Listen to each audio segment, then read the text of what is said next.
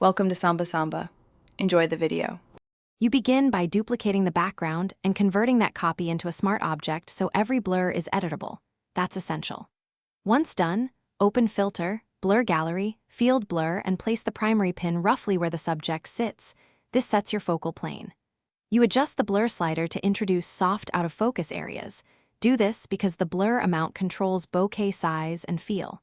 Make sure to keep the original layer intact in case you need to revert. Now refine depth by adding iris or additional field pins and varying their blur values to build layered depth. This simulates different distances.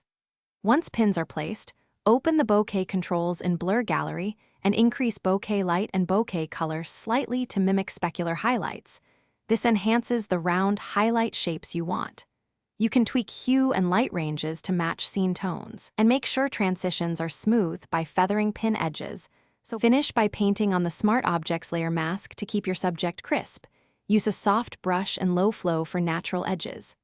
Once satisfied, you can double-click the Smart filter to fine-tune blur, bokeh size, or color. That's why we use Smart Objects.